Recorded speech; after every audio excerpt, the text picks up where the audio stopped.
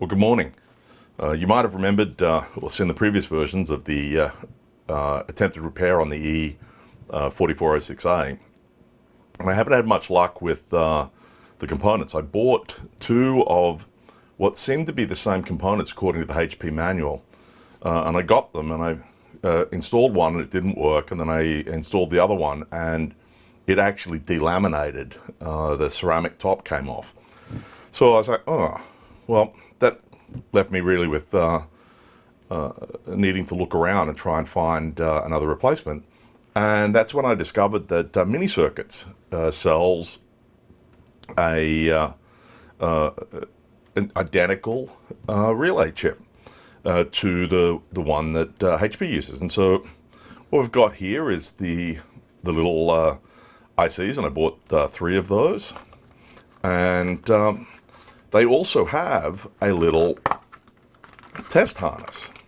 So I paid the 20 bucks for that as well. And for 20 bucks, look at the quality of this this build here. This is fantastic. Let's zoom in a little bit and take a look at that. You know, you can see that it's in this nice metallized housing. You know, you can put your own cover on it. You can see that it has the tracks there to lay things down. So hopefully we will be able to get in there and drop in one of these ICs right in here and then hook it up so that the control, the RF selection comes in here. These are the two outputs. Though in the case of the E4406, we're using those as two different inputs in the output here.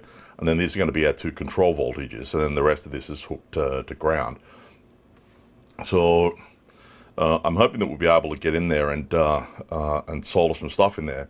I'm a little concerned about the vast array of metal that's going to be on there. That's going to make it a little tough. And the angles in there to try and get in and drop that. You know, I don't want to use hot air because once this heats up, you know, you can't feel it clearly on the video, but once this thing heats up, it's going to take, you know, hours to, well, not hours, it's going to take a long time to cool down. So hopefully what we'll be able to do is get, you know, the chisel chip of the Heiko in here. We'll just do a little bit of drag soldering across the edges. We'll sort of just live with it not being, you know, soldered onto the bottom pad in this particular case, but we'll give it a try. We'll see how it goes. All right. So now, as you can see, I have the switch into the test harness here, and I have connected to it the inputs to control here, left and right, you know, 1 and 2, two outputs here, and then a signal in. And from that, this is going into my scope here. Now, these aren't 50 ohm terminated. That's, you know, I've sort of buggered around with the scope. I cut it in half because we'd expect it to be too large. Anyway, let's turn on the output. And if I hit auto, what we should see is with no voltage control on, we should see a little bit of bleed through to the two circuits. And that is in fact what we are seeing. And if we look, you know, yeah, close enough to 25 megahertz, which is what the signal is on the signal generator. Okay, so now what I'm going to go do is I'm going to turn on channel 1 here. And that's to be expected because we now hit auto. What we should be reading is basically a good 0 dBm signal on that channel 2 there, which we are. It's nice and clean. You know, it's if we do measure, you know, counter source, we can set that to 2 and you'll see 25 megahertz. You know, and if we go and turn that off and turn on 2 and hit auto, we should see the same thing on channel 1, which we're doing. You know, so, and again, if we hit measure, go back to counter to channel 1. we're getting 25 megahertz. So overall, the switch is working now. That's at minus 5 volts. So what I'm going to go do now, remember we measured minus 9 volts in the actual circuit. So what I'm going to go do now is turn this off, and I'm going to set my channel 1 voltage to be 8 volts, which is the maximum, and my according to the data sheet, and my channel 2 voltage to that. And now we're going to turn 1 on again and press auto. All right, so let's swap those channels. Okay, so it certainly does work at what the data sheet was saying it is. Now, I suspect that we're going to still have the similar voltages in there. So let's try setting it for minus 9 volts. Let's turn that off. Channel 1, 9 volts. Channel 2, 9 volts. Let's turn channel 1 on. Let's hit auto. Yep.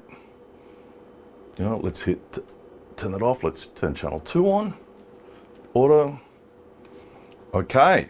So these parts seem to be able to work at that minus 9 volt value. So let's turn around and put one into the board and check out the E4406A.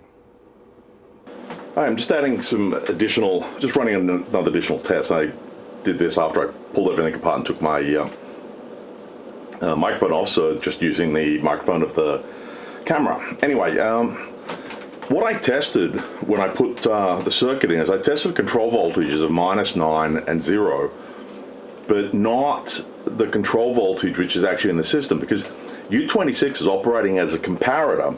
And so if we have a look, let me see if I can find my circuit diagram here. I don't know if you can see, this is not great, but this U26 here is operating as a comparator, and so it'll drive towards the positive and negative rails, basically, depending upon the control signal coming in. So what I wanted to do was to see what would happen if we actually did drive it with a minus 9 and a positive 9, and we'll just see what goes on. So here I have it set up, so let's turn on minus 9 right now, and let's do an auto. Okay, now RMS value is going to be 213 millivolts. There's a bit of insertion loss. There's going to be some losses in the cables and the connectors and all that. So I'm willing to take 213. It's basically reading the 0 dBm that's coming out of my device there. Now, if I now turn on plus 8 volts, did you notice the offset that you get? You're now getting a DC offset on the signal there. And if we do an auto, you'll see that on channel 2 we are getting,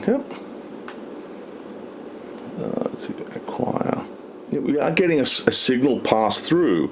But the interesting thing to notice, channel 2, is that it's going to be DC offset by a reasonable amount. You can see coming up on the side there. And now as we step that voltage down, going the wrong way, you'll see that DC offset starts to disappear. And there I am at basically half a volt. So I don't know if this is a different mode of access than what was happening, but I have I'll put the integrated circuit back on the RF board, and we'll boot it up and we'll see what the hell goes on.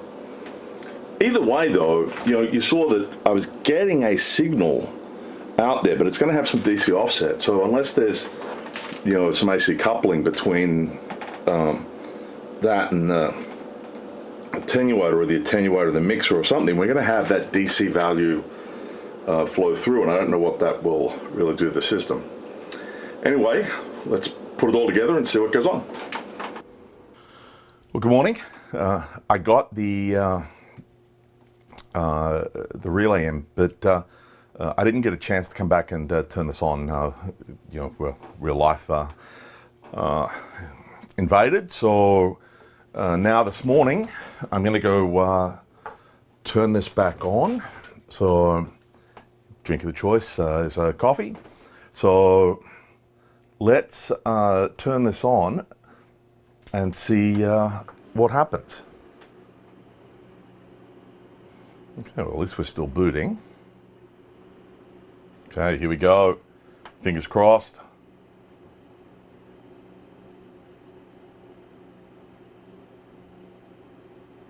Son of a... Oh, that's saying that there's the same problem again. Okay.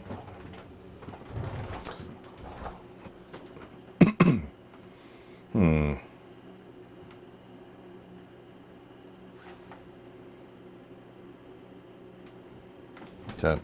Well, what I'm going to do is I'm going to turn my 8657 on. I'm going to set it for, so I'll set it for 25 megahertz for 0 dB. Now let's go and set frequency at 25 megahertz. Search marker. Okay. Minus 53 dBm. All right, that's not clearly not good. So what I want to do now is, and I'm wondering if that DC offset's causing a problem. I don't know. Let's get the oscilloscope out and let's have a look at the signals on the chip there. So let me set that up. Okay, so we're all set up, and I have my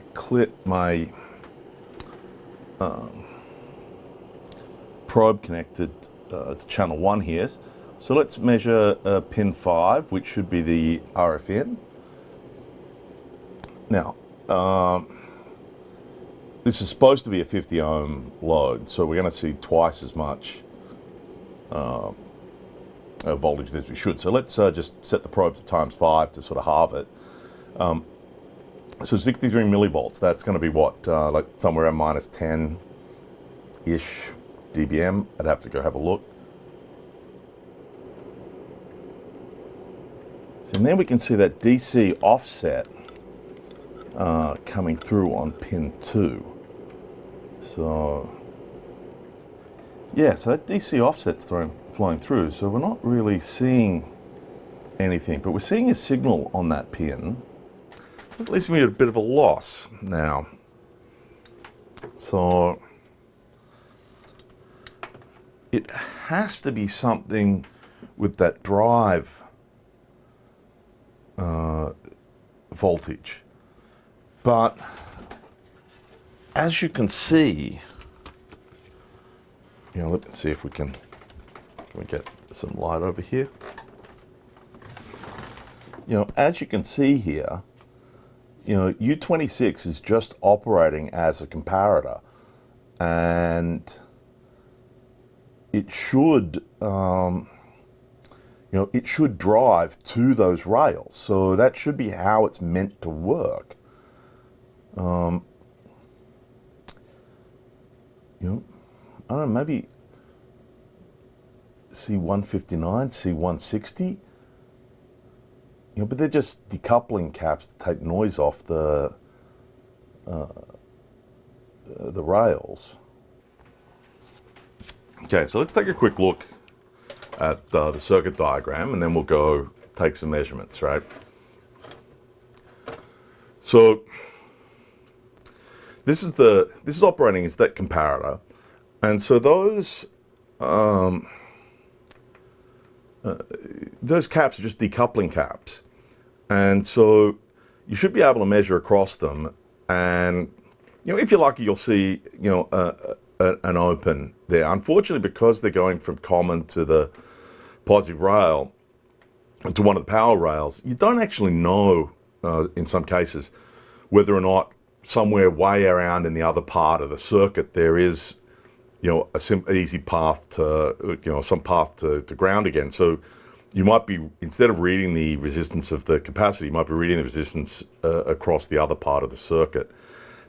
That said, these guys up here, which are decoupling on the control lines, these should just read open circuit because they have common at one end, and then they're going into the output of the op amp, and so that output to ground should be, very high impedance, and therefore I should read opens on those two. So let's take a look at what we're actually seeing now. Okay, so now let's take a measurement of some of these caps. Now, these two here that are tied to this control line, this should be a high impedance entry here to ground. So these shouldn't read any resistance at all. Make sure, yep.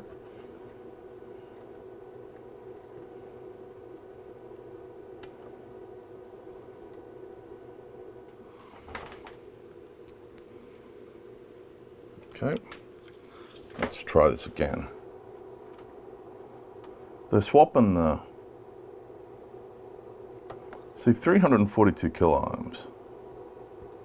Oh, there we go, we're open now. Let's swap the things around.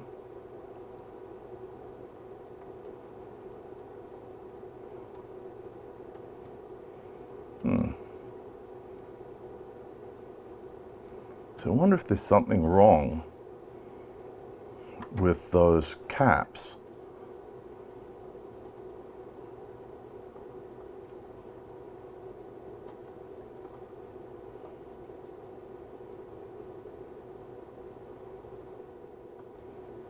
I wonder if those caps might have failed. That might have been the actual problem. There might have been no problem at all with the actual part. All right, well, before we do anything there, let's turn the system on and let's take a look at the one of the control lines and just see what it looks like. So let's hook this probe up.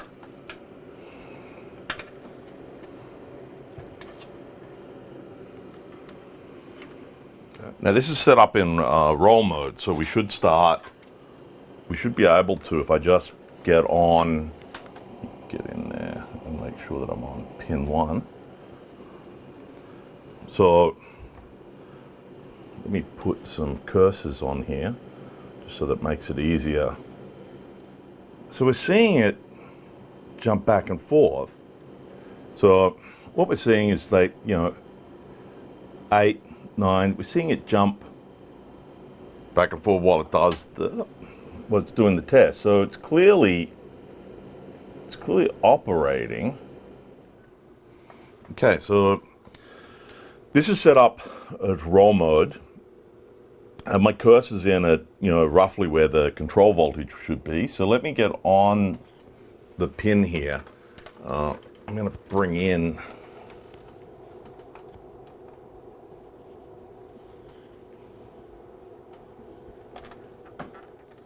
okay, so let me just try getting in on the control pin there, and we'll turn this on.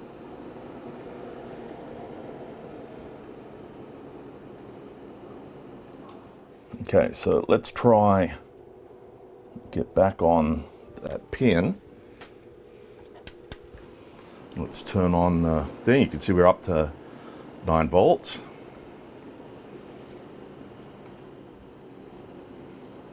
Okay, so self-test is running. See, we flipped one way, flipping back the other. So the control voltages are bouncing back and forwards as expected, even though they're failing. Okay, so what I want to do now is just speed up that time base a bit. Okay, and let's do an align all now.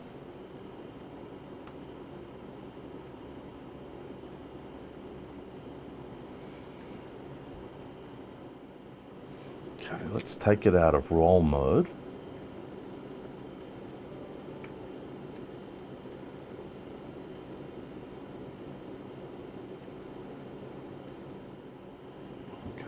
single. And the line again. So I'm not seeing a bunch of crap on there, so it looks like those decoupling caps, well,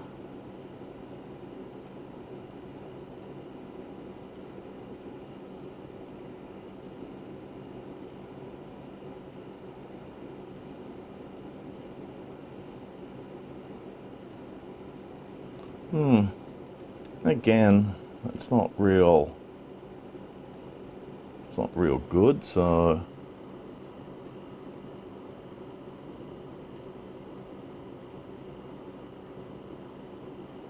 yeah, it's almost 1 volt of crap on there.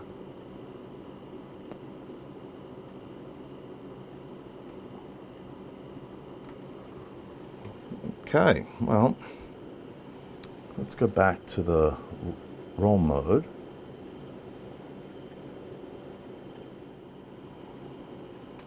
Okay.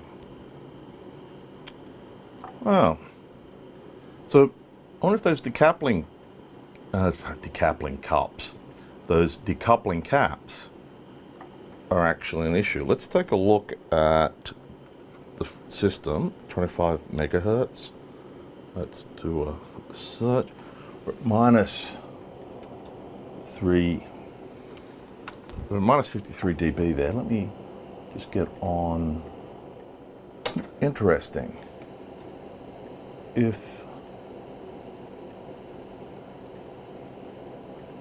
I ground that, and everything minus 27 dB. Let's go do a system alignment. System. Well, grounding that out, I did see some signal there, so that's very interesting. I'm wondering if those decoupling caps are now causing the problem. Let's turn everything off before I short stuff out. Now, I don't happen to have any caps of that size,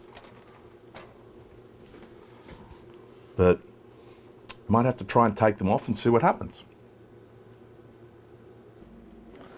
Okay, so I took out the decoupling caps, and I just noticed, if we saw back here on the IF gain curve, now actually seeing a little bit of stuff here. And we'll see this when we get to the attenuator check. You'll notice that we're actually seeing a little bit of signal in here, which I don't think we ever saw before. So once this is finished, let's do an align all again. You'll see it better on the IF gain curve. So if you watch down here where my finger is, when it gets to the IF gain curve, you see that now we're getting some signal there. So I'm still at a bit of a loss because I don't know why it's overdriving the switch. But you know, I'm going to have to see about replacing those decoupling caps, because that 1 volt, you know, noise is just, that's, you know, not good. So I don't know what the noise is there now, but at least now, you know, I'm seeing a bit of signal. So we'll replace those caps. We'll see what happens, and then, you know, maybe it is, you know, maybe it is U26.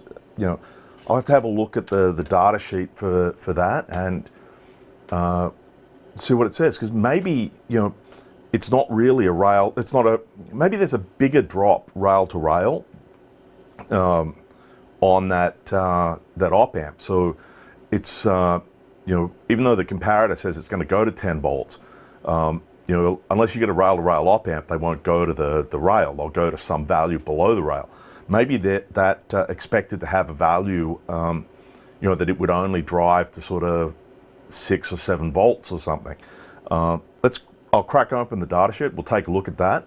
I'll get replacement caps, and if I need to, I'll get a replacement op amp, and we'll see what happens in the next part.